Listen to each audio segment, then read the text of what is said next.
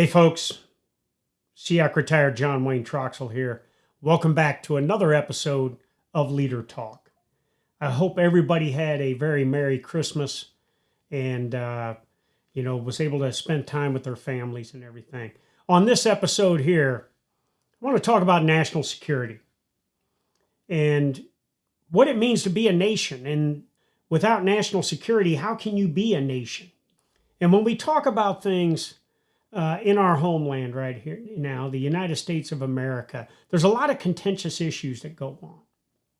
And one of the most contentious ones is our southern border. Over the years, we have had record numbers of illegal immigrants enter the nation. Now, people say, okay, Troxell, you spent 38 years in the Army and everything. What do you know about the southern border? Well, I will tell you that from a Department of Defense perspective, when I was the SEAC and Jim Mattis was the Secretary of Defense and Joe Dunford was the chairman, one of the things that they had me focus on was going to the southwest border, the southern border, twice a year to check on not only the troops that were supporting our Customs and Border Patrol agents down there and everything, but what was actually going on the southern border. And so I spent many a time from McAllen, Texas, all the way to Chula Vista, California, and points in between, checking on the southern border. And when I hear people say, well, the southern border is secure, it's probably one of the most ludicrous things I've heard of, okay? Because our southern border is not secure. One of the things that I learned in interacting with Border Patrol agents and our Customs and Border Patrol folks and in our ICE agents and everything was that it's a tough mission for them down there. First and foremost, because they don't have the appropriate number of personnel that they should have to do the mission. And that puts agents at risk. Second of all, they don't get the appropriate funding that they should get. And because they don't have that appropriate funding, they end up not having the appropriate equipment or at the cutting edge of technology to be able to disrupt any kind of drug activity or mules trying to traffic people in or to secure our border. And in the end, they don't get the national support that they should. Our agents on the border get looked down upon because people feel that they are oppressing these people that are trying to enter our nation illegally. Now, if you look at the statistics for the southern border. Over the past year, we've had 2.8 million encounters on the southern border. Only 430,000 of those were at the port of entry. So 1.5 million of those happened out in our open and porous border. Now, I am never going to be against someone outside of the United States that wants to come to the United States for a better life. Because after all, the United States of America is the land of opportunity. But we have laws in place and we have methods to go about doing that. That's called coming to our ports of entry and requesting asylum or requesting to go through the process of being a citizen. I have zero sympathy for people that enter this country illegally. Because we are a nation of laws. We are the United States of America. Now, I've been married to a Mexican American for 40 years. Okay, so I've been living the Mexican dream for 40 years. And my father-in-law, who grew up in Mexico, came to this country. And he did it the right way. And he ended up becoming a U.S. citizen. So I'm all about people becoming citizens, but they got to do it the right way. The other reason that having this secure border is so important. In 2020, our agents down there, they seized about 4,800 pounds of fentanyl. Since then, in 2023, they seized 27,000 pounds. That's a 480% increase in fentanyl that they have seized. Now, who knows how much has gotten through between our ports of entry and everything, but we all know the dangers of fentanyl and what it can do, and especially with the drug problem that we have in the United States already, what that can continue to do. The other thing is the human trafficking piece. The Department of State estimates that up to 17,500 people get trafficked into the United States each year. Now, just today, our Secretary of State, Secretary Blinken, and the Homeland Security Secretary, Secretary Mayorkas, are in Mexico meeting with the Mexican government. Now, do I expect anything to come out of that will strengthen our border? Absolutely not. And especially if our two officials are going there to tell the Mexican government that they have to strengthen and secure their border when we're not willing to do it ourselves. So I hope that meeting is successful, but I'm not optimistic about it. So what else is going on in our nation that can cause challenges with our national security? I'll cover that in the next segment of Leader Talk. But first, let's hear from our sponsors at Downrange Supplements. Downrange Supplements. As the brand of the troops, we produce only the highest quality supplements conducive to mission effectiveness. Whether it's our fully dosed pre-workout, recovery and rehydration, or Mermite protein, it's time to continually improve your fighting position with Downrange Supplements. Go to www.downrangesups.com today and take your training to the next level. Hey folks, welcome back to Leader Talk. I'm SEAC retired John Wayne Troxell. Hey, in this segment, I want to talk more about national security, but some of the critical things within our nation that can cause challenges for us. First of all, we all have heard, ever since the murder of George Floyd, the defund the police rhetoric that's happened around our nation. Now, I will tell you, I live south of Seattle right now, and I will tell you we have a problem in Seattle with keeping police officers on the force. This kind of goes back what I said about our agents on the border. When you don't get the proper funding, you don't get the proper support, but more importantly, the proper respect, then where's the motivation for someone to serve, and be that blue line to defend and support the citizens in the United States? And when you look at a city of Seattle that's, roughly around 750,000 people, right now, as of statistics today, there's 937 police officers there. That means for every 1,000 citizens, there are 1.3 police officers that can patrol the city per those 1,000 citizens. The national average is 2.6 per 1,000. So the city of Seattle is half that. Okay, and those are FBI statistics that are put out. And when you look at what we've done to try and rehabilitate or habilitate our crime and what we do to prosecute crime, what's surprising over the past few years is that even though we went through this defund the police thing and we were soft on crime for a while, actually murders, rape, and aggravated assault, very violent crimes have gone down in our nation. But because of this kind of soft on crime stuff, robberies and shoplifting and things like that have gone up, which have caused key issues with business owners who now have to hire more security people to keep their businesses secure, or they have to raise prices on the stuff they sell because people are stealing things like that. And you hear it all the time from some politicians where they will say that, people are stealing because they're trying to live. Well, I find it hard to believe that somebody is starving when they're going into a major department store and stealing 80-inch screen TVs or something else, high-level brand tennis shoes, jewelry, and things like that. You don't see a lot of people going into local grocery stores and stealing potatoes. So the problem is that we've made it easier for criminals to do these kind of activities, and we've got to get after this. The other thing that has kind of gotten skewed is our First Amendment stuff.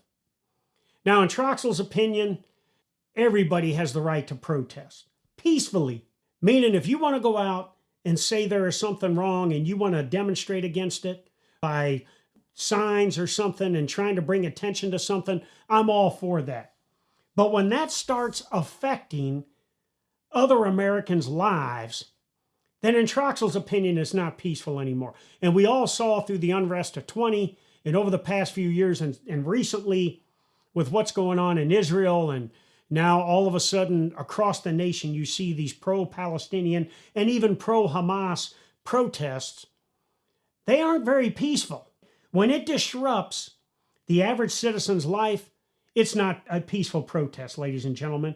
And when you're blocking traffic because you want to protest what Israel is doing in the Gaza Strip, you're blocking traffic to important airports like JFK or LAX to send a message that you want the genocide to stop. You're not doing anything to help that.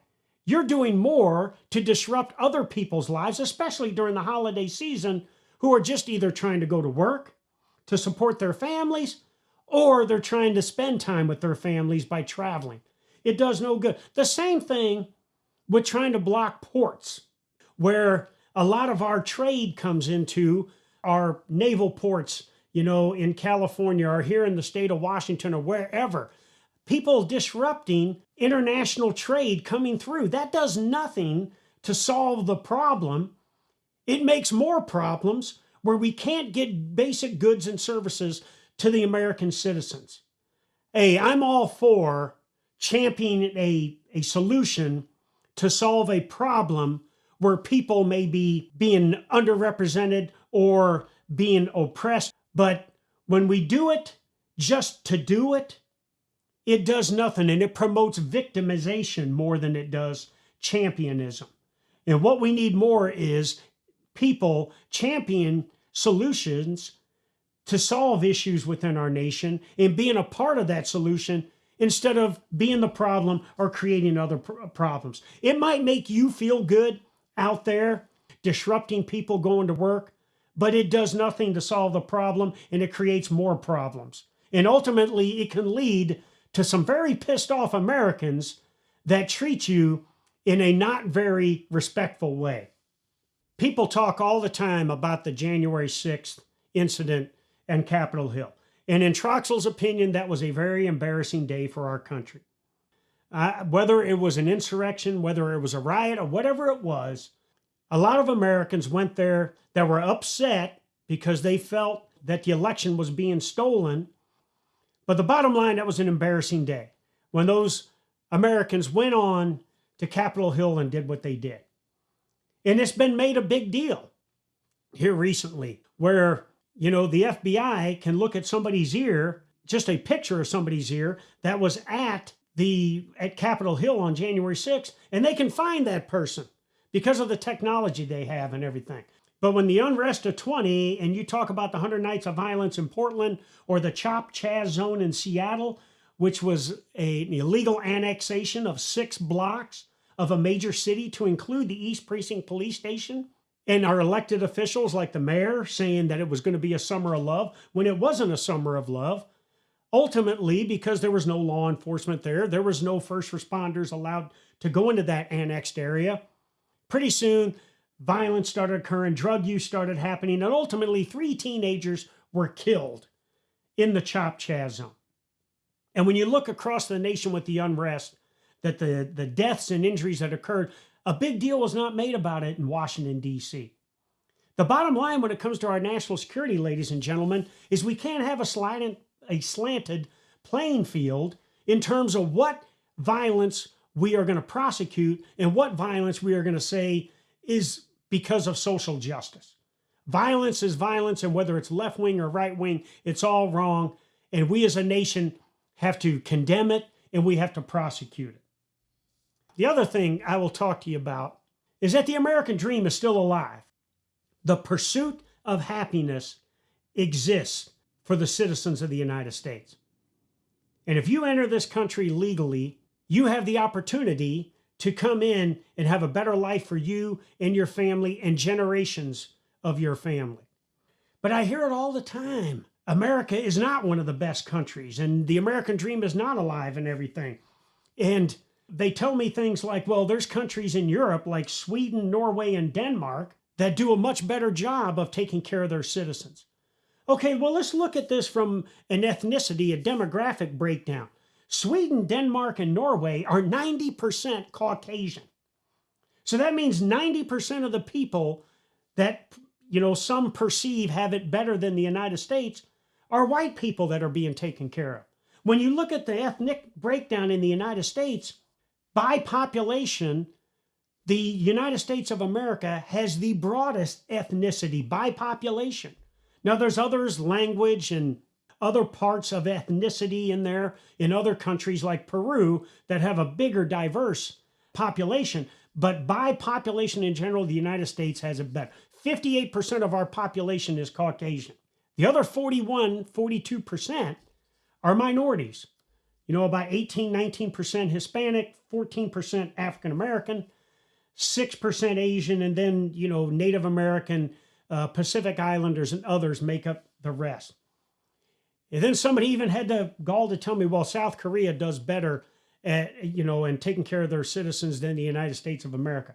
Well, South Korea has the kind of democracy it has because of the United States' involvement in the Korean War that saved that nation from succumbing to the North Koreans. And in the end, the demographic breakdown of South Korea is 96% South Korean. So 96% of the people that are being taken care of are South Korean.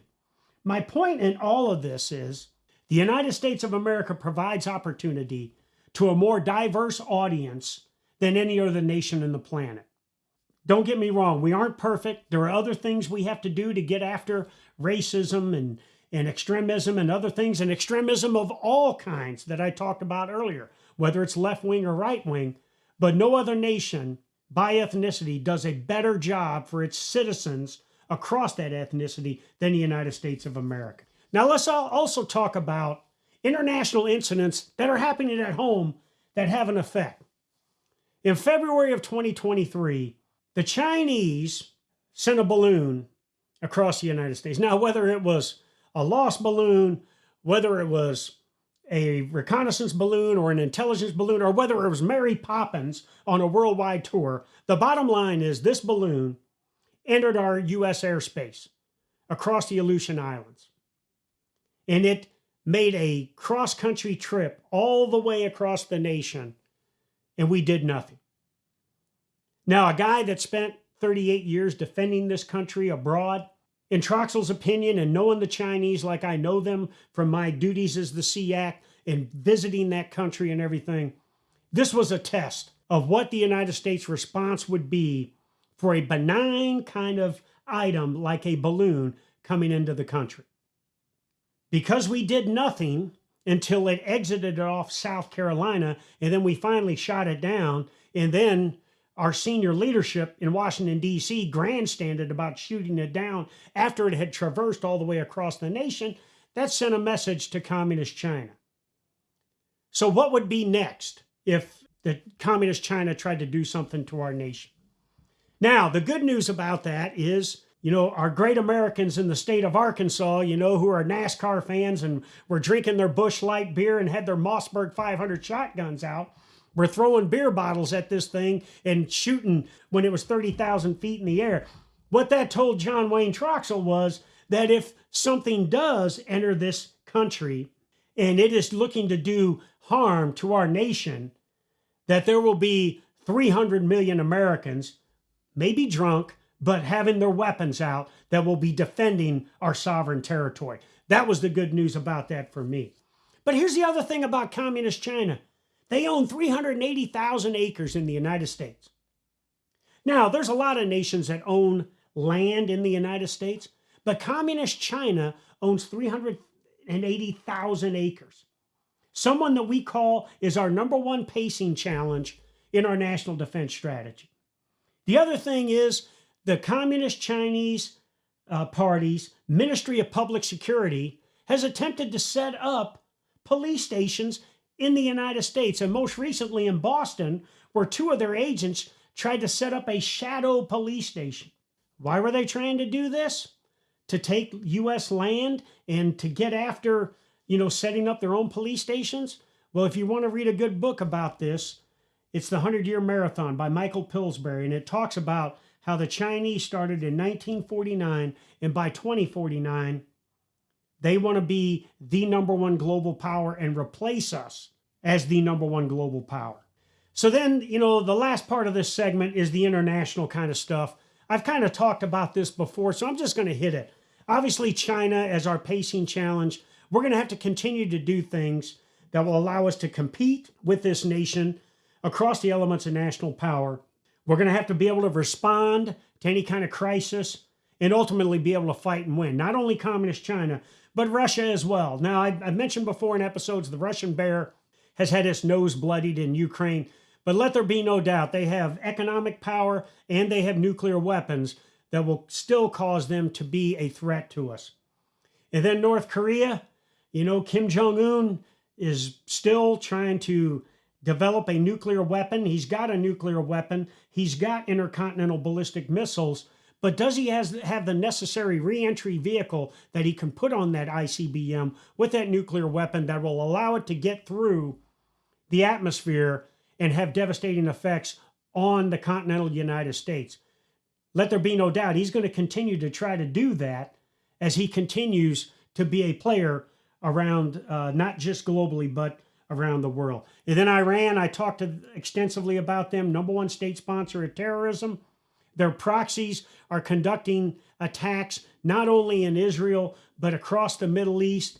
And, they have proxies and agents in South America. They have agents in Africa and everything. And there's somebody we have to keep our eye on. And last but not least is terrorism. ISIS and Al-Qaeda and the like, they may be nascent threats right now, but let there be no doubt that their number one goal is to plan, prepare, export, and execute high-end terrorist attacks in Western Europe, but most importantly in the United States of America and in North America overall. And more importantly than those kind of attacks, what we have to worry about, especially with the things that I talked about earlier with a porous border, where we've had dozens of people on terrorist watch lists come across our border, and those dozens we've captured. How many of them we haven't captured, who knows? But what this kind of radical ideology can do to inspire attacks at home. It wasn't long ago of the terrorist attack that was inspired by ISIS on the nightclub in Orlando, Florida, or the inspired attack on the community center in San Bernardino, California.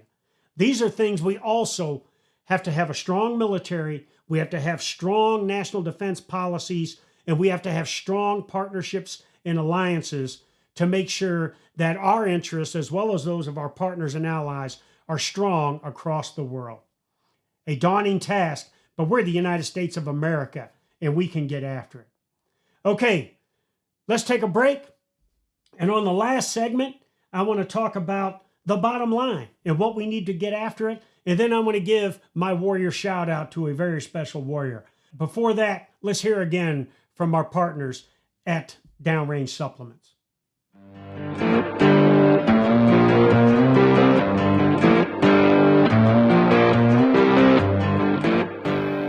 How you guys doing? I'm Colton Smith, and I'm announcing right now, Downrange Supplements is in your local commissary. If you're anywhere near a base and you have base access, get to the commissary and check out our pre-workout, our rehydration BCA formula, and our protein. I promise you, you will not be disappointed. It is the best in the market. And Listed 9 Fight Company, my brand, is partnered with Downrange Supplements for a reason. And I tell you, their products work. And also, don't forget, we kill suckers.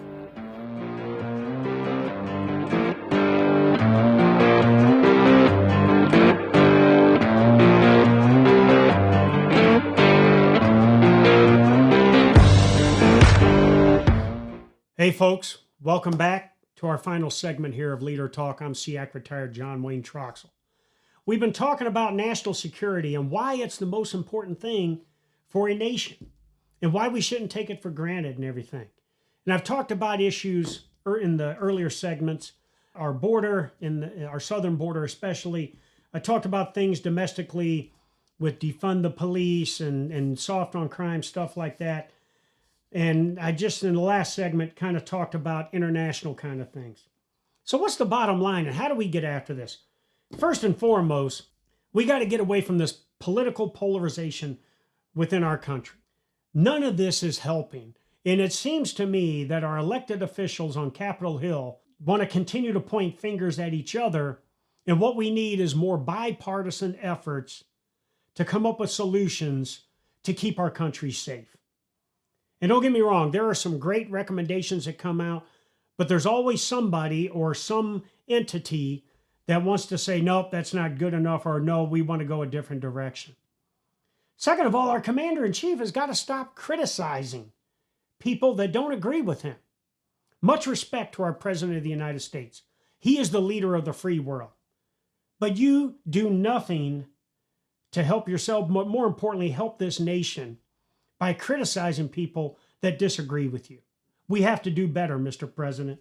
And people continue to criticize what President Trump was getting after with Make America Great Again and America First. Well, I may not completely agree with America First and everything, but I certainly disagree with America being last. And when you look at some of the things that the former president was trying to do, people said he wanted to fracture NATO and all those things. Well, I was the SEAC for 3 years when he was the president. What he was trying to do was strengthen NATO by making them have more of their percentage of their gross domestic product put towards defense like we were doing. You know, the United States, we don't even reside in Europe, but we had a greater percentage of our GDP to defense than any of the NATO nations had. And to the former president, it didn't make sense. So that's why he was putting effort on that. And guess what? Those nations over there that did that, that raised their percent of GDP and spending to defense, made for a stronger NATO. And guess what it did? It was more of a deterrent to somebody like Russia and to other nations like China. And the other thing we have to do is we got to continue to strengthen our immigration policies, and we have to support the men and women, not only in our state, local, and our federal law enforcement, but those that serve in the Department of Homeland Security, and specifically our Customs and Border Patrol, our Border Patrol agents who are out there every day defending this nation and securing our borders as best as they can, and our ICE agents and the others. We have to give them our support, and we've got to strengthen policies that support them and get after the things that I talked about earlier, whether it's the material solutions to help them, the monetary solutions, but they dang sure deserve our respect and support for the job they do every day. We got to continue to have strong messaging internationally. I certainly don't want our troops to go to war, and I mentioned that in the last episode. But if our messaging and our ability to defeat a potential threat isn't there, then we certainly aren't going to deter anybody, and especially some of these terrorist kind of organizations or Iran. So from our senior leaders, we need strong messaging. And although it might have been a little overbearing to some, when Secretary Mattis was the Secretary of Defense, he was asked on a local news interview what kept him awake at night. He said, nothing. I keep others awake at night. Now, some people might think, well, that's an inappropriate message and everything coming out of, a Secretary of Defense. But what that did to the 2 million plus men and women that served in the United States Armed Forces, it got them fired up. And they knew that the person in charge of the entire Department of Defense wasn't playing games with any potential threats out there.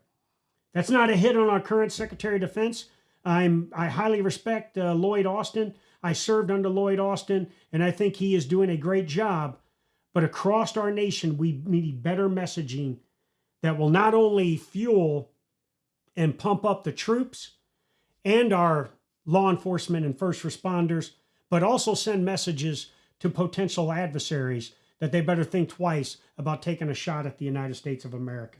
And the bottom line, what we need is more Americans to give a shit about the United States of America and keeping us as the number one nation for global peace and security around the world. And too many times we have people in this country that instead of trying to strengthen our nation and make things better, they want to fracture and fissure it. And I hear it all the time, whether it's on social media or in the news or what I hear from people in person where they hate being an American. Well, if you hate being an American, then leave. Bottom line, okay? It's okay to criticize, but if all you're doing is to criticize, to talk shit, then you aren't helping this nation. If you want to criticize this nation because there's something wrong, as I've said plenty of times on this episode, then you come up with a solution or you join on a solution that will get after building a champion kind of outcome instead of a victim kind of outcome. Because the bottom line, ladies and gentlemen, the United States of America is the land of opportunity. The American dream is still alive. And what we need more in our nation is people that think like champions and not like victims. And the more we do that, the more that those people that are oppressed or that have challenges or need assistance will be better able to take care of them. And that is what the United States of America is all about. So I want to end this episode by doing what I do all the time, and that's give our warrior shout out. And because I've been talking about national security, and because I've been talking about defending the homeland and securing our nation, my shout out today goes to a great American by the name of Vincent Vargas.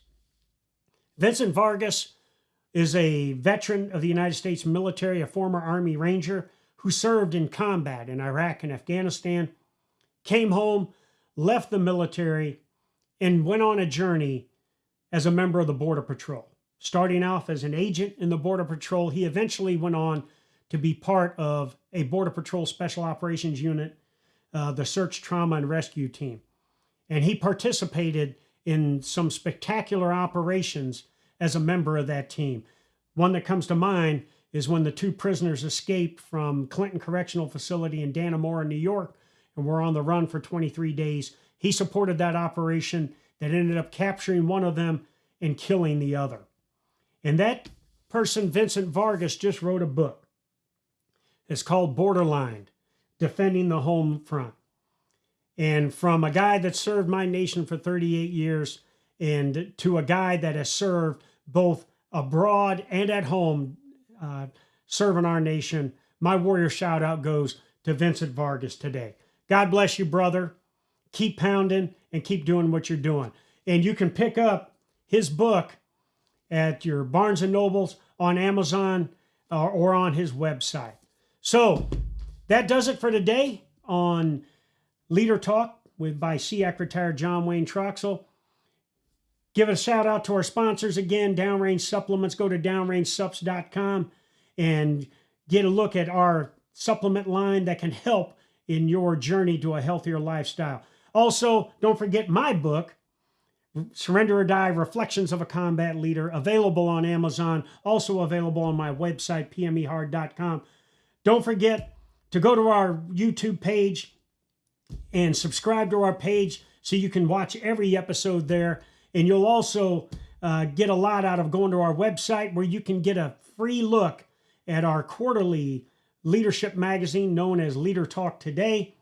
And last but not least, go to our Facebook page, eTool Nation, and follow with a bunch of other warriors that get after important stuff like we talked about today. So God bless you all out there. Have a safe and happy holiday season, and God bless the United States of America. Thank you. Boom.